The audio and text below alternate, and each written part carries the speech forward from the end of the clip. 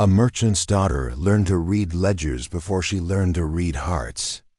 When her father arranged her future like a transaction, she made a choice that would turn both their worlds upside down.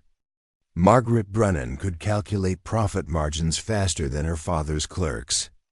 By her 19th year, she had memorized the trading routes from Philadelphia to the western posts, knew which furs commanded the highest prices in European markets, and understood the seasonal patterns that made or broke a merchant's year. Her father, Thomas Brennan, had built his fortune on careful planning and strategic alliances. He expected his daughter to secure that fortune through an equally strategic marriage. The Brennan Trading House occupied a prominent corner in Philadelphia. 3 stories of brick and timber, with warehouses that smelled of cured tobacco, bundled pelts, and imported goods. Margaret spent her mornings in the counting room, her afternoons reviewing inventory, and her evenings in the parlor where her father entertained business partners. She wore the right dresses, served the right tea, and smiled at the right moments. But her eyes wandered to the maps on her father's wall, tracing the thin lines that marked rivers flowing westward into territories she would never see. Thomas Brennan had chosen her future husband with the same care he applied to selecting trade goods. Richard Ashford owned timber mills and shipping contracts. The marriage would merge 2 successful enterprises into something larger and more powerful. Margaret had met Richard 3 times. He was polite, ambitious, and utterly uninterested in her opinions about anything beyond household management. The wedding was set for June 1763. Margaret did not argue with her father. She had watched enough negotiations to know that direct confrontation rarely worked. Instead, she paid attention. She noticed which clerks resented Thomas Brennan's strict oversight. She observed which trading partners smiled warmly at dinner but complained privately about his terms. She learned that her father's fortune rested on relationships that were more fragile than his confident manner suggested. In late March, a messenger arrived from Fort Pitt, one of Thomas Brennan's trading partners. A man named William Crawford had died during the winter. His trading post and all associated debts now fell to his creditors. Thomas Brennan held the largest note. He dispatched 2 men to ride west and assess the situation. They returned 3 weeks later with troubling news. The post was in disarray, the inventory was poorly managed, and local tribes had grown hostile after Crawford's men cheated them in several exchanges. The entire operation was worthless unless someone could rebuild trust and restore order. Thomas Brennan sat in his study calculating losses. Margaret stood in the doorway and made her offer. She would go west, assess the post properly, and determine whether salvaging the operation was possible. Her father dismissed the idea immediately. The frontier was dangerous.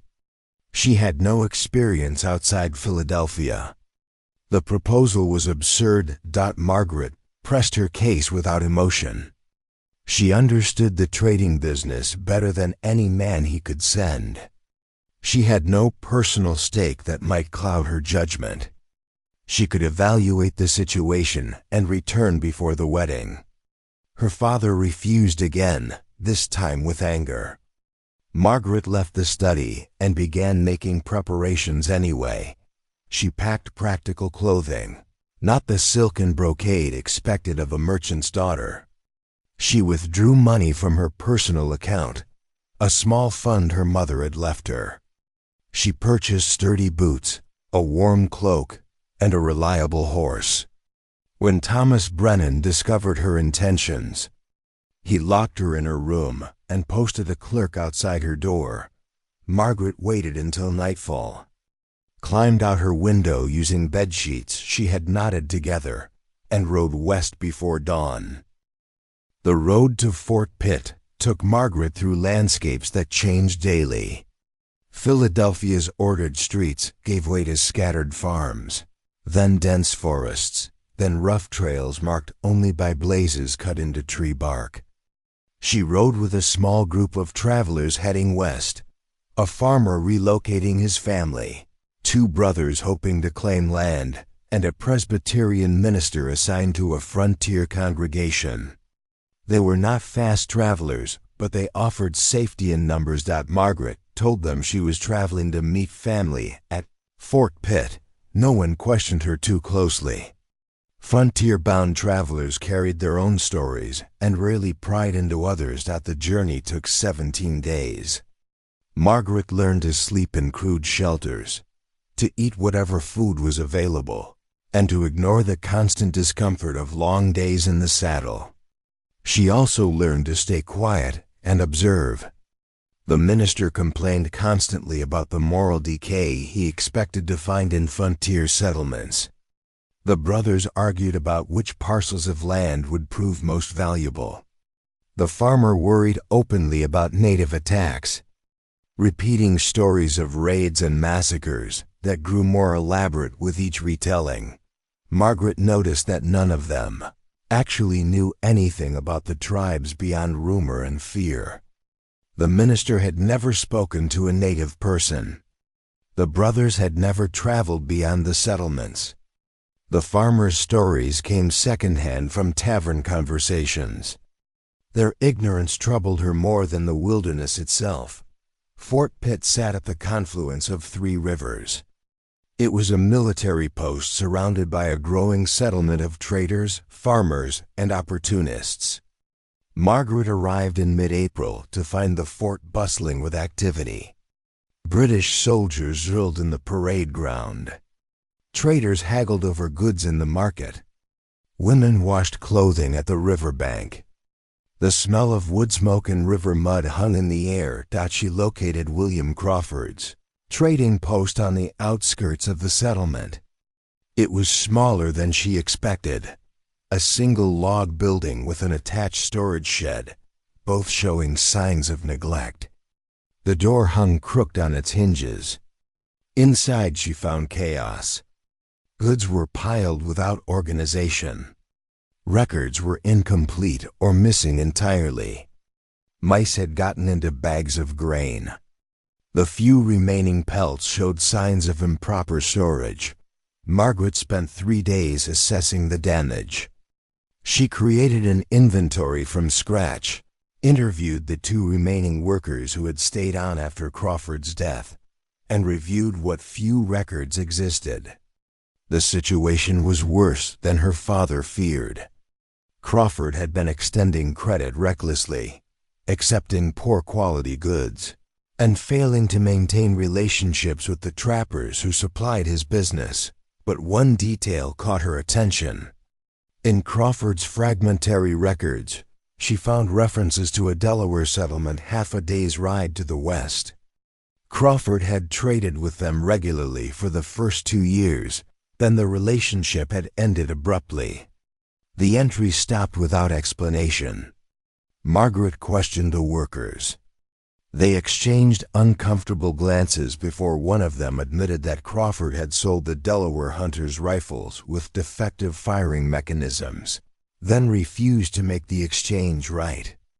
After that, the Delaware had stopped trading at the post entirely. Margaret understood immediately that this was the core problem. The Delaware were expert trappers and hunters.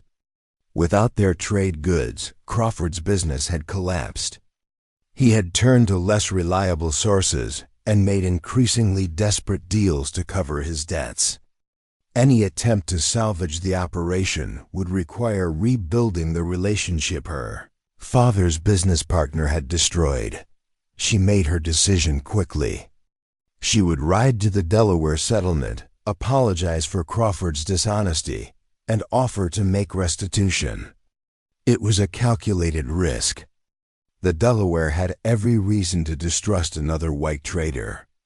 But Margaret believed that honesty and direct action might accomplish what her father's careful calculations never could.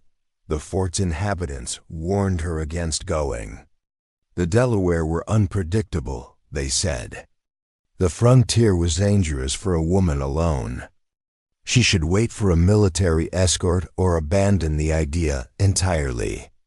Margaret thanked them for their concern and left at dawn the next morning. The trail to the Delaware settlement followed a creek westward through thick forest. Margaret rode slowly, watching for the signs Crawford's workers had described. She found the settlement in late afternoon, a cluster of longhouses in a clearing, with gardens already planted for the season and fish drying on wooden racks. 3 men appeared from the tree line before she reached the edge of the settlement. They carried muskets but did not point them at her. They stood blocking her path and waited. Margaret dismounted, keeping her hands visible and away from her body. She had no weapon beyond a small knife for camp tasks. She explained her purpose in simple English, speaking slowly and clearly. She had come from Philadelphia. She worked for the trader who owned Crawford's debts. She knew Crawford had cheated them. She wanted to make things right. The men listened without expression. When she finished, one of them gestured for her to wait. He walked back toward the settlement. The other 2 remained with her, silent and watchful. Margaret stood with her horse for nearly an hour. She did not speak or try to move closer. She waited. Finally, the first man returned with an older woman who carried authority in her bearing. The woman studied Margaret with sharp eyes, then spoke in English that was heavily accented but perfectly clear. The woman's name was Kiskan. She was the sister of the settlement's leader and managed many of the trading relationships. She told Margaret that Crawford had sold them 3 rifles. All 3 had misfired, and one hunter had lost 2 fingers when his weapon exploded during a hunt. Crawford had refused to replace the rifles or provide compensation. After that, the Delaware had warned other settlements about Crawford's dishonesty. His reputation had been destroyed across the entire region. Margaret listened carefully. When Chicken finished, Margaret explained that she had brought money to repay the cost of the defective rifles and to compensate the injured hunter for his medical care and lost hunting time. She had also brought a list of fair prices for goods and furs, prices that matched what honest traders paid in Philadelphia. Chicken said nothing for a long moment. Then she invited Margaret to their council fire. It was not an acceptance, just an opportunity to speak further. Margaret followed her into the settlement. The Delaware village held perhaps 40 people. Children ran between the longhouses. Women worked at various tasks. Men prepared hunting equipment and tended to weapons. Everyone stopped what they were doing to watch Margaret pass. She kept her eyes forward and her posture respectful. The council fire was small. Just a handful of senior members gathered around flames in the center of the settlement. Chicken spoke to them in their own language, explaining who Margaret was and why she had come. The council members responded with questions. The conversation continued for some time. Margaret sat quietly and waited. She understood she was being tested. Finally, Chicken turned back to her and asked a direct question. Why should the Delaware trust another white trader? Margaret gave the only answer she had. They should not trust based on her words. They should judge her by her actions. She would stay and work at the post honestly. She would trade fairly. She would honor agreements. If she failed to do so, they would know within weeks and could spread word of her dishonesty, just as they had done with Crawford. She had nothing to offer except the opportunity to prove herself. One of the council members spoke then. He was older, with gray hair and a scarred face that spoke of long experience. His name was Jelamend, and he was Chicken's brother, the leader Chicken had mentioned. He told Margaret that words meant little on the frontier. Survival depended on understanding who could be trusted and who could not. His people had suffered from broken agreements and false promises. They would accept her money and her list of prices. They would watch what she did. If her actions matched her words, they might trade with her. If they did not, she would find the frontier a very unwelcoming place. Margaret agreed to these terms. She paid the restitution she had promised, handed over the price lists, and prepared to leave. But Kushai Khan stopped her with another question. Where would she stay while operating the trading post? Fort Pitt was a day's ride away. Crawford's post sat empty. A woman alone in an abandoned building would face danger from drifters, thieves, and worse. Margaret admitted she had not thought that far ahead. Shikan spoke again with the council. After a brief discussion, Jalalemond made an unexpected offer. Margaret could stay in the village while establishing her trading operation. She would work during the day at the post, but sleep in the settlement where others could vouch for her presence and behavior. It would serve both their interests. They could observe her character closely, and she would have protection. Margaret accepted immediately. The arrangement was unusual enough to generate gossip at Fort Pitt, but gossip concerned her less than survival. Margaret spent the next 3 months living between two worlds. She rose each morning in the Delaware settlement, rode to Crawford's post at Fort Pitt, worked to restore the building and business throughout the day, then returned to the village each evening. The routine was exhausting, but it allowed her to rebuild the operation while earning the trust.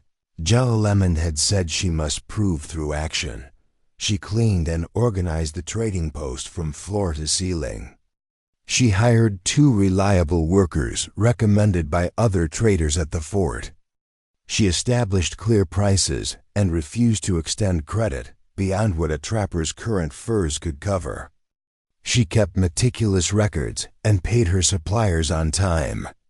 Word spread slowly that Crawford's post under new management operated honestly. The Delaware watched her carefully during these months. She ate meals with them, learned fragments of their language, and helped with camp tasks when she returned each evening. She carried water, gathered firewood, and assisted with food preparation. No one ordered her to do these things, but she understood that her willingness to contribute mattered more than grand gestures.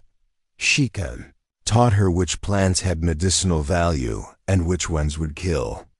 She showed Margaret how to prepare hides properly, how to judge the quality of different furs, and how to store dried meat so it would last through winter.